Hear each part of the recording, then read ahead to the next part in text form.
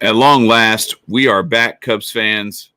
Sorry for the long delay, but we are going to get right back at it. The Cubs are underway at Wrigley as Dalton Varsho hits a squibber right down the line against the shift, and the first base runner is on. We're going to get right to it. First, we're going to send you back, bring that nostalgia back. I know everybody's missing it. I know I am. I got to see this thing again just so that I can feel like I'm back in the saddle again.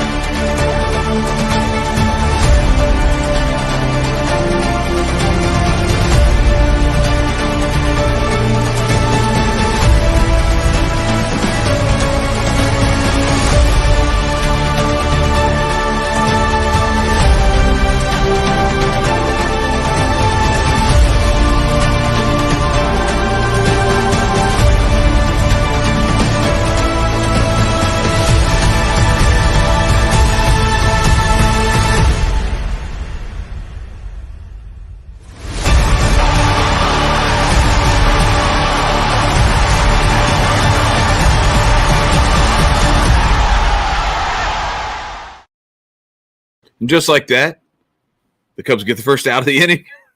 So we're back on track. The runner advances to second. But no, listen, it's been, a little over a month. I think our last episode was a little over a month ago. I apologize. Life happens. Things come at you fast. And things just became a little bit too much there for a stretch. And I had to get some stuff kind of cleared out, get some stuff done, taken care of. So, but I'm back. I'm not going anywhere. I just want y'all to know I'm here to stay. This podcast is here to stay. Come hell or high water, in good times and bad. We are Cubs fans to the end. If we stuck around for 108 years to get that first World Series title, I guarantee you I'm not going anywhere in the midst of like a 15-22 start this year. It's been a rough little go over this last month. I think when we last spoke, the Cubs were still right in the thick of it, and they fell on some hard times for a stretch there at the end of April and into early to mid-May. Went on a little 4-game winning streak and actually did a really good job on the road, their last road trip, taking 2 out of 3 from San Diego and Arizona, but then winning the first 2 against Pittsburgh, but lost that last game to Pittsburgh a couple of nights ago, and then lost again last night to Arizona Diamondbacks. The offense just hasn't been getting it done. Let's just be honest. A lot more swing and miss. We had talked about the last time we spoke that this team was remarkably effective at putting the ball in play, and that has taken a very, very hard turn for the worse. As Hendricks gets out number 2 here in the top of the first. So 12 pitches in. I think he's still okay. but yeah, so it's been disappointing to watch, but not terribly unexpected. They're going to have to make some adjustments in the batter's box to approach things a little bit differently. But you look back at a team that led the league in strikeouts last year, the entire major leagues in strikeouts last year, and actually set a record for strikeouts last year.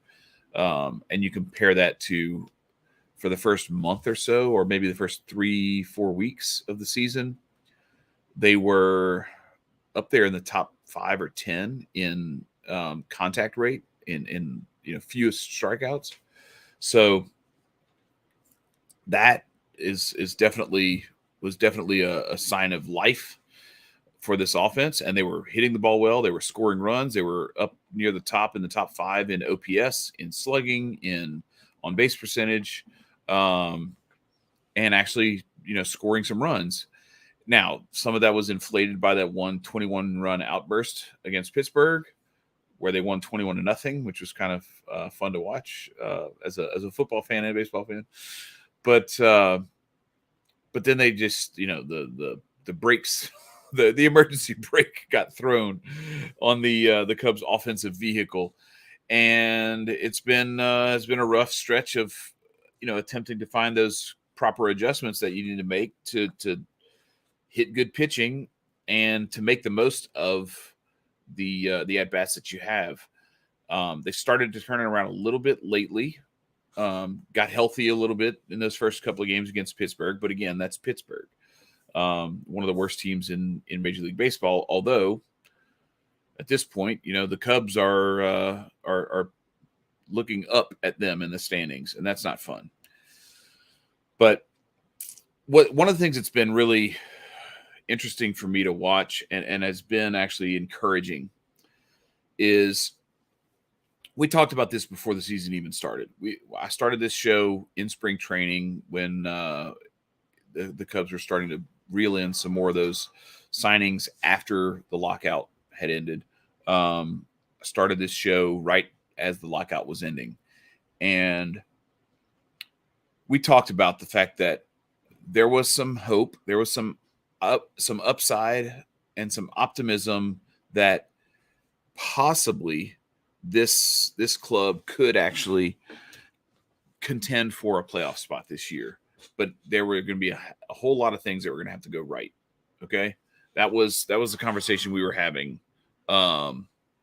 I don't know, a month or so ago, a month and a half ago, maybe 2 months ago. I don't know. It was like late March. A lot of things were going to have to go right. And among them, Kyle Hendricks pitching like vintage Kyle Hendricks, Marcus Stroman pitching as he is capable of, and then Drew Smyly, Wade Miley, and then whatever other pieces they needed to put together to either piece together a fifth spot by committee, or one of the things that they have done is create some middle bullpen depth that can eat up outs so that you don't necessarily have to have a stud 5-man rotation. Now, the starting rotation, at least recently, has been pitching really well, and the bullpen has too. The offense just hasn't been getting it done, and it makes it really difficult when you have pitchers going out there getting their job done and the run support just isn't there.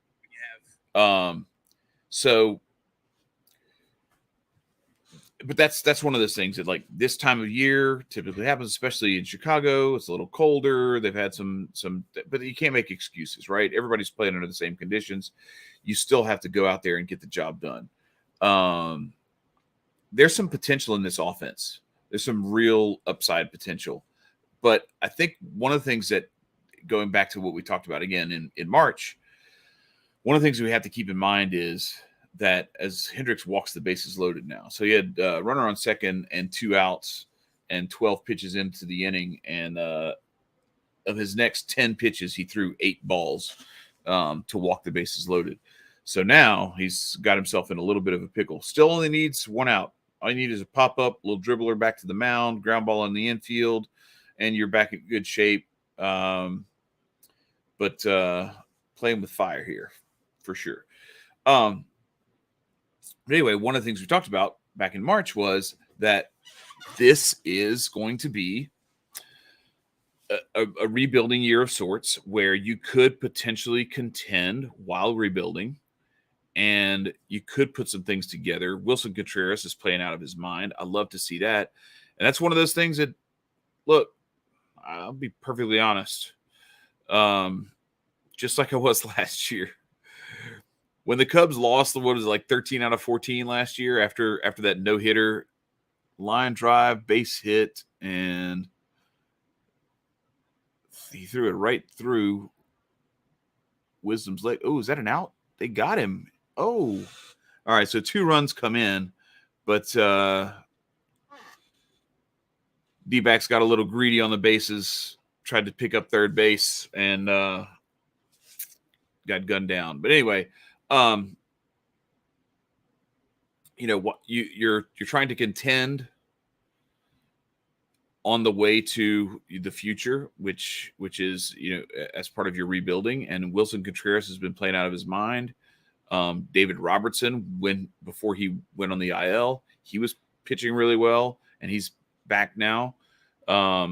You have some pieces, you have some parts.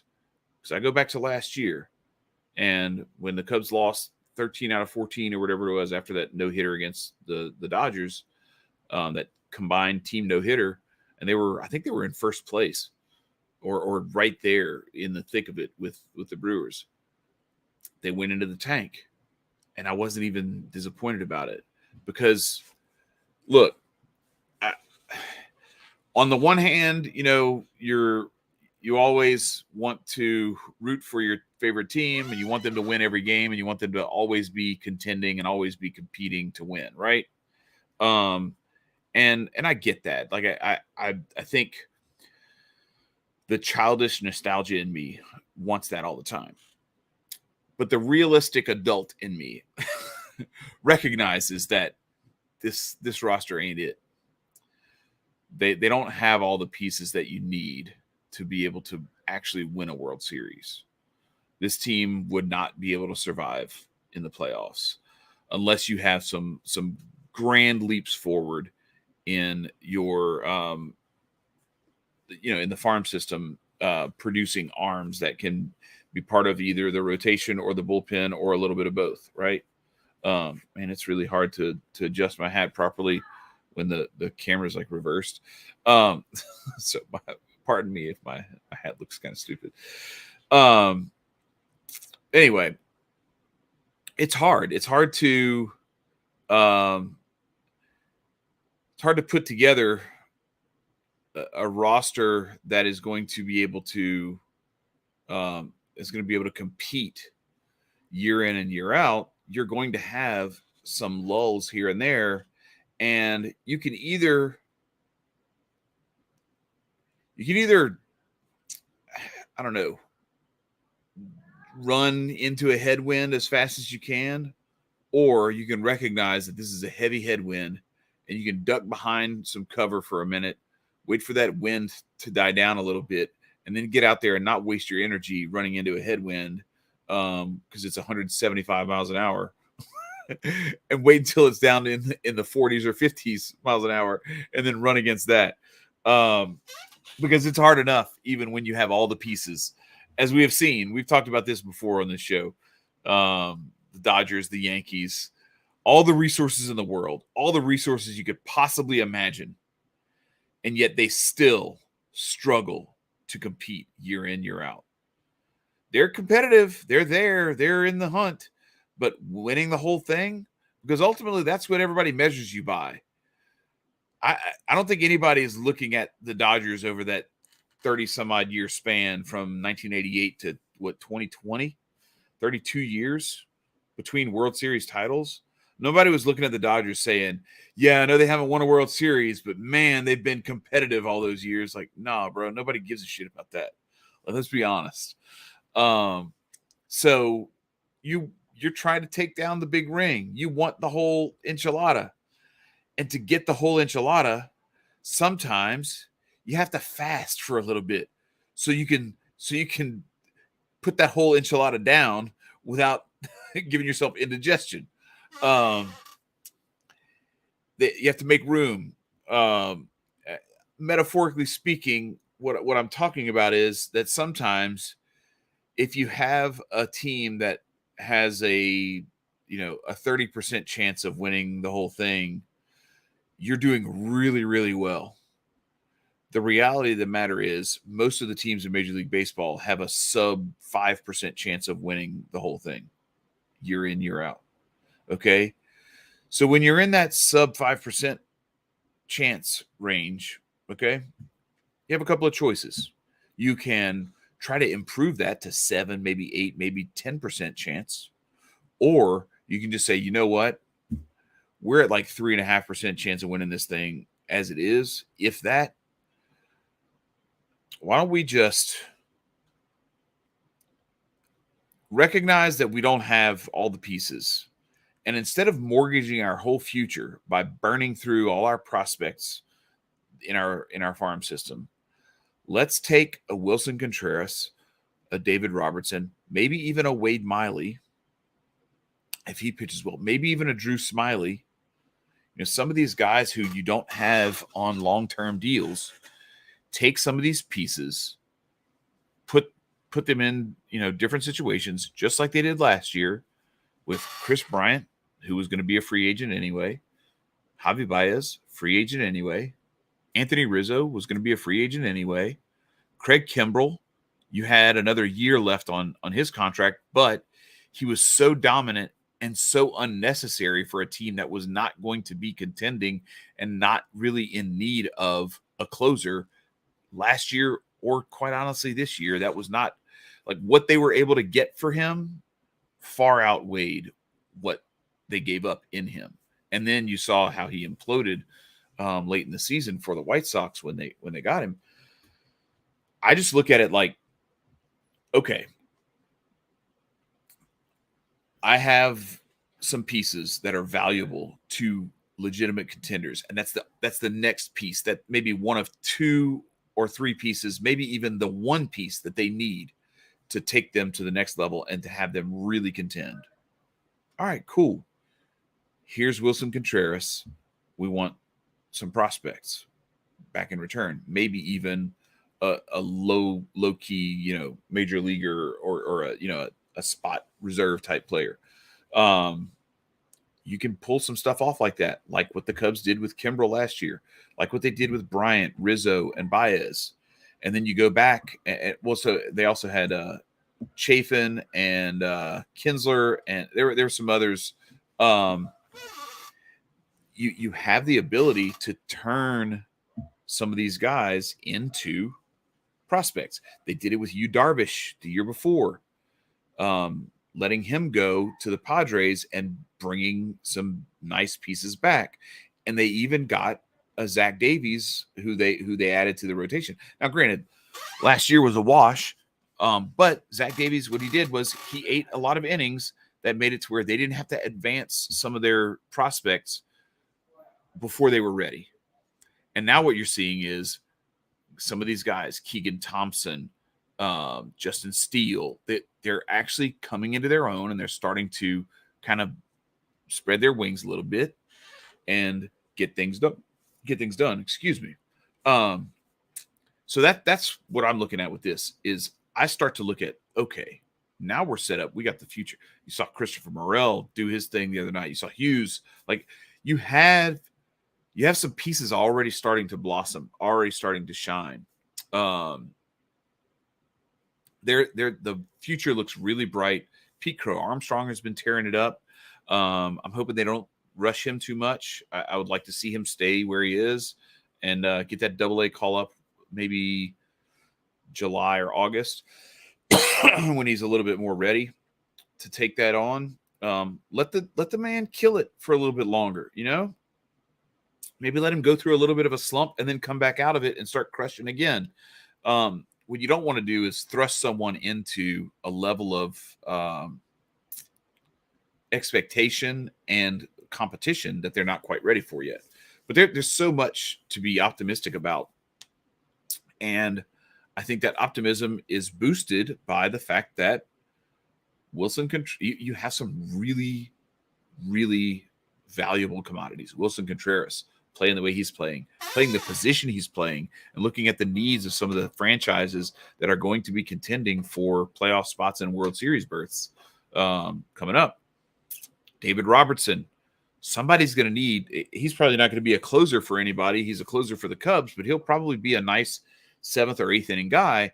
And the way that bullpens are at such a premium here in 2022, unlike what they used to be back in the 70s, 80s, 90s, it's extremely valuable to have those types of arms and that type of offensive talent in Wilson Contreras available for the trade market. I love Willie. Look, it hurts. It hurts to see the Cubs just let, not even offer a qualifying offer to Kyle Schwarber and letting him go last year. That was tough. That was tough to see. Even though they got Jock Peterson and he played well, that's one we forgot. Like they ended up dealing him and getting a nice little chunk for him. But it's letting some of this stuff, recognizing that, nostalgia aside, as much as we can appreciate what these guys did in a Cubs uniform, recognizing the business side of this, and that either they're going to cost so much that you can't really afford them if you want to do some of the other things that you need to do, because you're still paying the price for not developing the farm system the way that you should have over a long period of time, and you're just starting to build that back up. You need to give yourself a little bit of a breather. You just have to recognize the way that things are, and that it is what it is. Wow. So much soft contact. Kyle Hendricks has given up one hard hit ball this whole game, and it was a 2-run single. He gave up a dribbler down the line. I mean, literally like off the end of the bat, cue shot to Dalton Varsho in the first inning. That kept them alive, and then he just gives up a blooper that lands like in the Bermuda Triangle, right between a handful of Cubs. But anyway, back to this idea. So like you want to contend, you want to do the best that you can, obviously, with what you have at your disposal, but you also have to recognize that when your farm system is as depleted as it's been, you've got to do what you can to build it back up.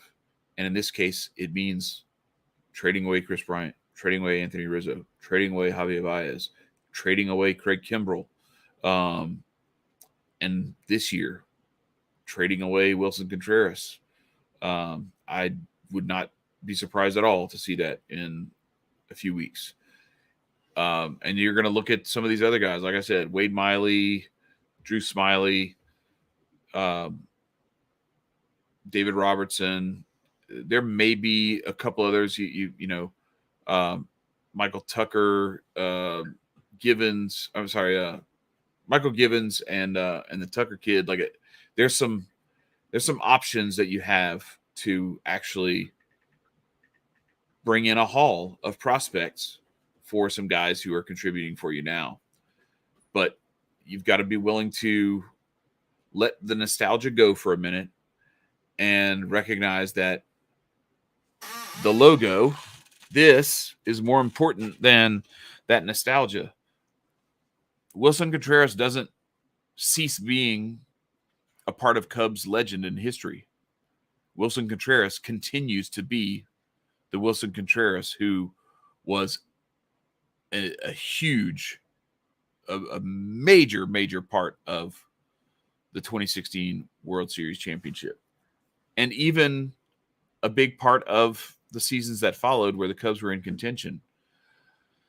It doesn't change that. All it does is alter the role that he plays, going forward. And it's a next man up sort of thing.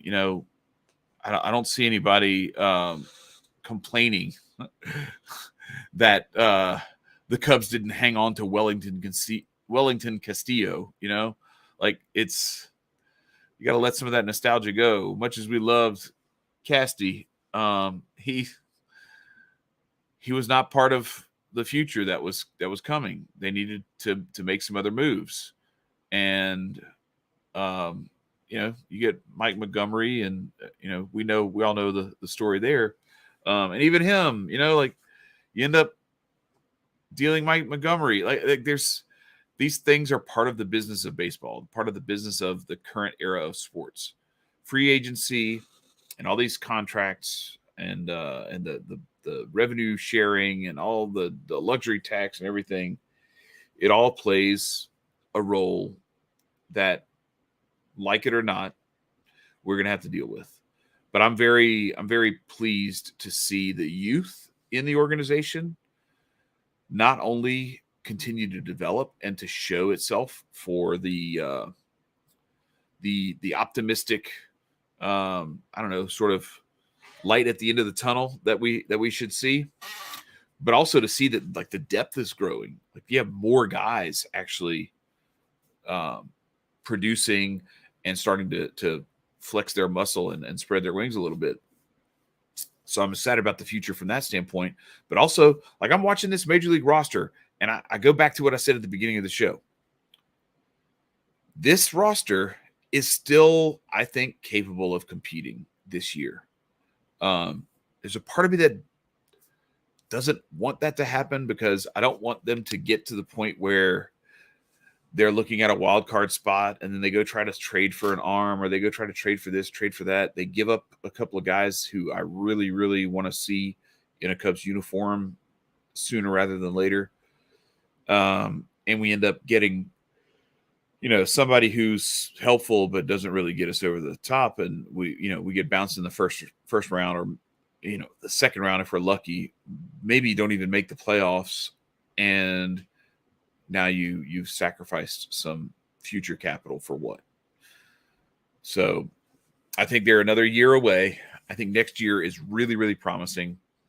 But we are going to stay with this. We're going to be here as often as we can. I'm going to try to do this a couple, 3 times a week going forward for the rest of the season. As we get into, we're going to start talking about the trade deadline and what things are looking like around that.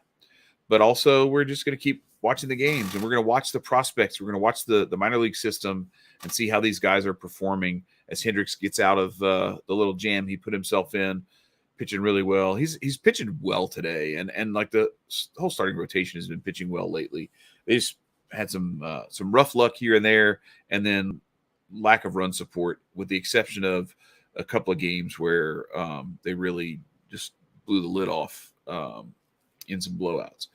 But yeah, I'm very optimistic about the youth in this organization, and I also like what I'm seeing on the field. There's enough potential that's already on the field that this team's not that far away. And we see it all the time where so many of these games come down to, a play here or there. That's the difference in the outcome. And I could very easily see this team competing next year and contending in a serious way if a few things go right for them. They're going to probably need to have some of these guys grow quickly and be ready quickly to make that happen. And then the front office is going to have to, dig into the wallets a little bit in the offseason to go after some frontline pitching and maybe a big bat. But other than that, this roster, this whole organization, farm system all the way through to the major league level is right there, right on the cusp. I really think so. And so, I don't know, I'm very optimistic. I hope you guys are too.